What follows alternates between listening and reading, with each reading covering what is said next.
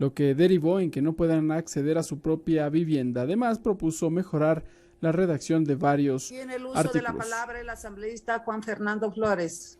Se ha otorgado el uso de la palabra al asambleísta Juan Fernando Flores. Gracias, Sería la señora intervención presidenta. número Si me podría 15. confirmar si me pueden escuchar. Sí le escuchamos, señor asambleísta. Gracias, estimada presidenta y colegas legisladores. Sin duda, la ley que nosotros estamos debatiendo el día de hoy es una ley importante porque no solo permite el que podamos responder a una necesidad que tiene que ver con la vivienda y el derecho que tienen a una vivienda digna cada uno de los ecuatorianos, sino que además tiene que ver de manera directa con esa calidad que buscan cada día los ecuatorianos mejorar para salir adelante.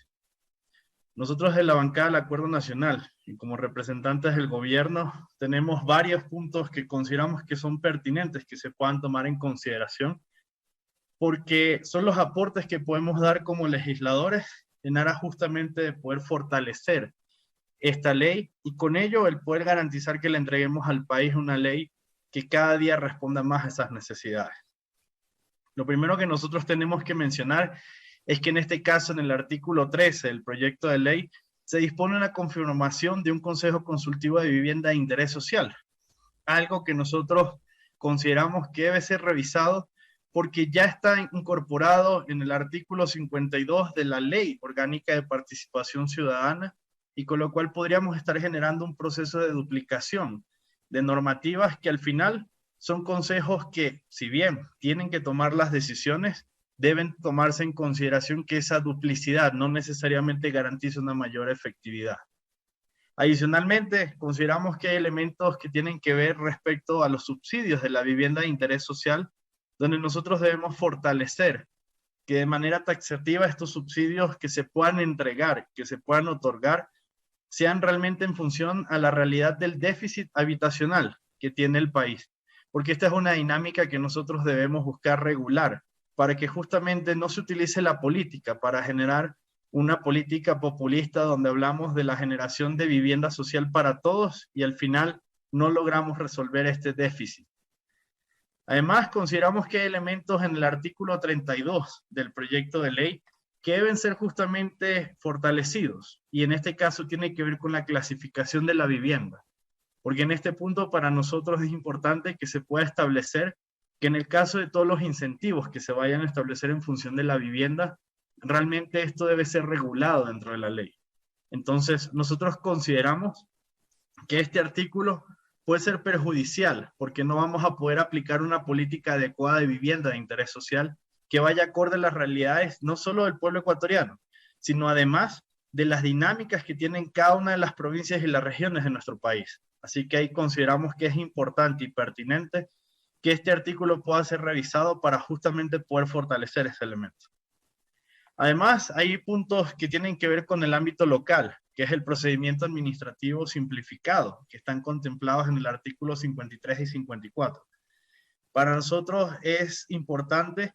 que dentro de este contenido entendamos que ya fueron suprimidos de la Ley Orgánica del Fomento Productivo, Atracción de Inversiones, Generación de Empleo, Estabilidad y Equilibrio Fiscal, con la publicación justamente de la Ley Orgánica para el Desarrollo Económico y Sostenibilidad Fiscal tras la pandemia. Por lo tanto, no es pertinente volver a colocar algo que ya fue derogado dentro del ordenamiento jurídico ecuatoriano,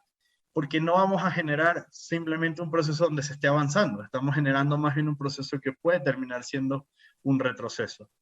Y finalmente, hay un elemento que para nosotros es importante, que tiene que ver sobre la prohibición del desalojo establecido en el artículo 57,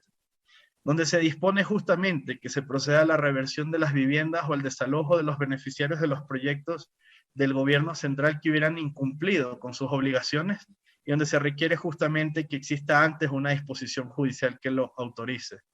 Para esto, aquí hay que considerar que se afecta el ejercicio de la competencia del control a través del ente rector, porque se perdería esa potestad administrativa, que son legítimas dentro de los procesos de sanción cuando existe algún tipo de incumplimiento. Por lo cual, para nosotros ahí debemos buscar justamente que existan otros caminos que permitan a los ciudadanos salir adelante en función de ello, como lo establece el artículo 49 y los siguientes, donde se establecen elementos de opción a compra y donde ahí se puede generar justamente que haya un proceso para que el beneficiario pueda realmente salir adelante y exista un proceso también desde el otro lado para recuperar físicamente el inmueble cuando está dentro del sistema de dominio público. Estas son consideraciones que tenemos que dar a conocer porque consideramos que deberían suprimirse en ese sentido para que pueda garantizarse un proceso claro y transparente. El día de hoy, varios colegas legisladores han presentado un sinfín de elementos que consideramos que son importantes y pertinentes. Y por eso sí quisiéramos hacer un llamado al presidente de la comisión para que acoja estas propuestas que estamos entregando desde las diferentes bancadas legislativas y que este proyecto de ley retorne a la comisión para que en el plazo máximo de 8 días, como lo establece la ley, podamos generar un proyecto de ley mejor, porque justamente dentro de estas instancias y dentro del Pleno de la Asamblea Nacional tiene que generarse ese proceso donde las leyes puedan ser perfectibles y podamos mejorarlas. Así que esperamos que el presidente de la comisión pueda acoger en ese sentido estas observaciones que hemos presentado y queremos llegar igualmente por escrito y que realmente para lograr una ley que sea efectiva, que responda a esa necesidad de la vivienda de interés social, podamos justamente garantizar que tengamos una ley que sea aprobada por unanimidad del Pleno de esta Asamblea. Del mismo modo, y aprovechando un poco este espacio, sí quisiera, además de enviar un mensaje a todos los colegas legisladores, también aclarar algunos puntos que han mencionado algunos colegas en anteriores intervenciones, especialmente a la asambleísta Patricia Núñez, que fue de las primeras que intervino en el Pleno de la Asamblea Nacional. E hizo referencia a que actualmente había una situación de desasosiego hacia la población ecuatoriana por la falta de respuesta de un gobierno nacional,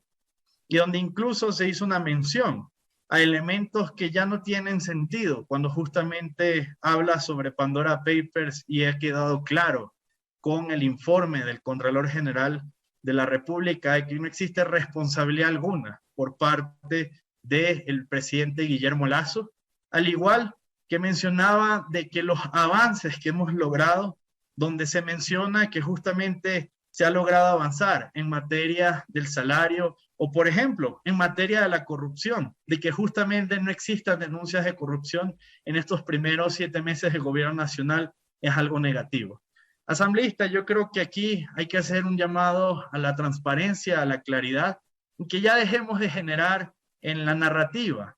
puntos de vista donde finalmente no responden a la población. Usted mencionaba de que usted vive ese desasosiego día a día porque es lo que sufre la población. Ojalá todos los ecuatorianos vivieran la misma dinámica que tenemos en estos momentos los asambleístas, porque son dinámicas completamente distintas a las que tienen los ciudadanos en general. Y ojalá también de su lado dejaran ya de generarse falsos mensajes y expectativas sobre cosas que no han venido sucediendo en el país,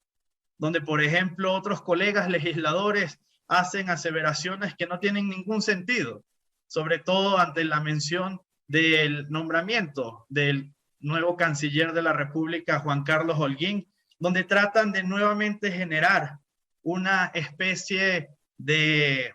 engaño hacia la ciudadanía, donde tratan de vender que incluso ahora él tiene que ver relación sobre eso. Ojalá el tiempo que usaran para dedicar a generar estas falsas noticias y estos falsos mensajes sea realmente el tiempo que le dediquemos a la legislación para responder a las necesidades que tienen los ecuatorianos. Y mencionaba esto último